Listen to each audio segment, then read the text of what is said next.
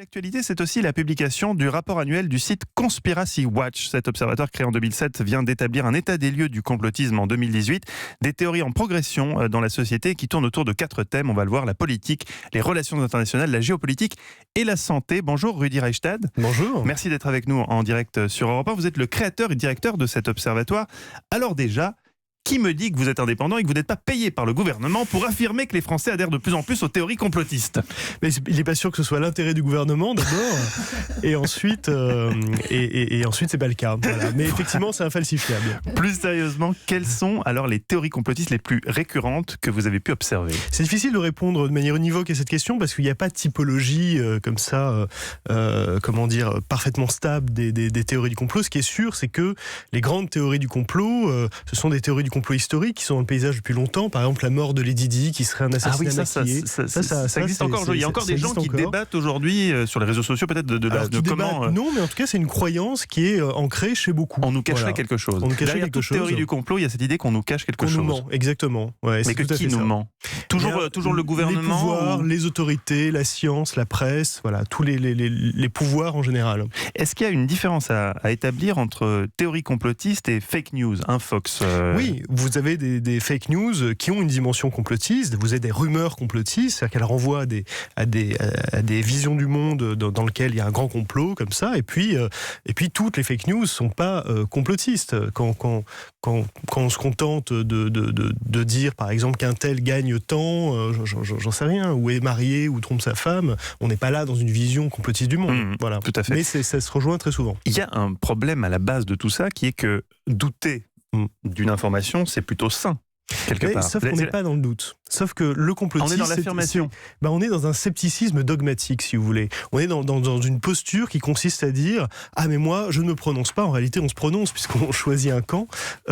Et surtout, ce qu'on observe chez les complotistes, c'est une forme d'asymétrie entre une hypercritique d'un côté sur tout ce qui va dans le sens de leur théorie du complot et une hypercrédulité à l'égard de tout ce qui conforte leur théorie du complot. Donc, il ne faut pas être dupe de ça, à notre tour.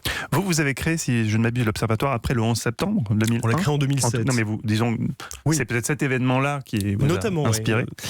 Qu'est-ce qui a changé depuis cette époque dans la propagation des théories complotistes? C'est beaucoup plus rapide maintenant, c'est-à-dire que c'est instantané. C'est devenu un réflexe pavlovien. Avec les réseaux sociaux, ça a encore accru ce phénomène-là.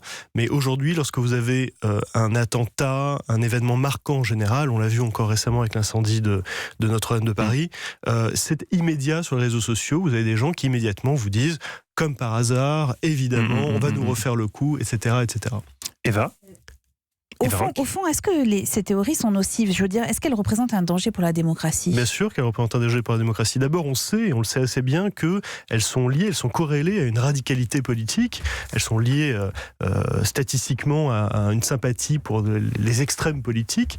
Et ensuite, lorsque, si vous voulez, dans une société, à partir d'un certain seuil, lorsque vous ne partagez plus la même réalité avec une fraction de la société, eh bien, le débat démocratique, il se condamne à être un dialogue de sourds. Parce qu'on ne peut pas déterminer ensemble le bien commun si on partage plus la même réalité. Ça c'est assez inquiétant. Mais alors, est-ce que vous constatez par exemple des différences d'un pays à l'autre ou selon la classe d'âge, la catégorie sociale des personnes qui adhèrent à ce genre d'idée? Alors d'un pays à l'autre, c'est une très bonne question parce qu'on est en train de faire justement une enquête au niveau européen pour essayer de le déterminer, après d'autres d'ailleurs, des chercheurs de Cambridge qui l'ont fait l'année dernière. Au niveau des grandes variables prédictives qu'on a pour une adhésion plus grande aux théories du complot, il y a effectivement l'âge. Les moins de 35 ans sont plus concernés que leurs aînés, que en gros les seniors, entre 2 et 3 fois plus quand même. Il y a un effet de génération qui est très fort. Les catégories les plus modestes, les plus pauvres également, et puis les personnes par exemple qui ont le sentiment d'avoir raté leur vie, les personnes les moins diplômées également sont plus sujettes à cela. Voilà, il y a un certain nombre de variables sociologiques et psychologiques qui entrent en ligne de compte. Il y a aussi là-dedans une défiance vis-à-vis des journalistes. Bien sûr, à l'égard de toutes les grandes paroles d'autorité, je le disais tout à l'heure, c'est-à-dire les scientifiques, les journalistes, le pouvoir politique, sur lesquels on projette souvent énormément de fantasmes. Et donc c'est aussi en luttant contre ces fantasmes-là et en se faisant pas soi-même le relais de ces choses-là qu'on arrivera à endiguer le phénomène. Mais alors justement, comment on combat les théories conspirationnistes? Quel est le moyen, quel est le levier qu'on peut avoir? Le levier, il n'est pas légal avant tout, parce qu'il y a des lois contre le racisme, l'antisémitisme, le négationnisme, mais il n'y a pas de loi contre le complotisme, qui relève de l'opinion. Ça n'empêchera jamais les gens de penser ce qu'ils pensent. Ouais, on a le droit de penser des bêtises, on a le droit de penser des choses contestables. c'est pas le problème. Donc c'est dans la contre-argumentation principalement. Il faut contre-argumenter, il faut essayer de convaincre les gens qu'ils ont de très bonnes raisons de douter de ces théories du complot, justement, puisqu'on parle de doute. Et ensuite, je crois qu'il y a des réponses qu'on pourrait renforcer, notamment du point de vue légal, et notamment à l'égard des plus grands prescripteurs de ces théories du complot, qui très souvent échappent aux fourches codines de la justice. Il y a aussi peut-être des théories du complot qui sont plus faciles à désamorcer que d'autres. Par exemple, on peut, j'imagine, scientifiquement prouver assez facilement qu'on est allé sur la Lune, Oui. alors que d'autres questions soulevées par les théories du complot sont difficilement, on a du mal à leur apporter des contre-arguments.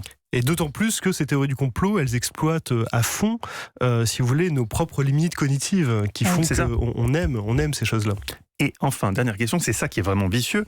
Est-ce que ce qu'on est en train de faire là, c'est-à-dire désamorcer les théories complotistes, ne va pas au contraire les alimenter, au sens où il y aura toujours quelqu'un pour se dire « Ah ben voilà, si des journalistes prennent la peine d'inviter un type pour nous parler du complotisme, pour démonter les théories du complot, c'est justement qu'il y en a un !» Écoutez, vous aurez toujours une partie du public qui sera passé de l'autre côté du miroir et qu'on ne pourra pas convaincre. Voilà. Il y en aura toujours. L'idée, c'est de parler à la grande majorité des gens qui sont quand même raisonnables. Voilà, il faut avoir confiance quand même dans la raison, dans le discernement de la grande majorité des gens et qui voient bien que on peut se poser des questions sans être paranoïaque, quoi. Merci beaucoup Rudy Reichstadt d'être avec nous ce matin sur Europe 1. Je rappelle que vous êtes le créateur et le directeur de l'Observatoire du conspirationnisme et des théories du complot Conspiracy Watch.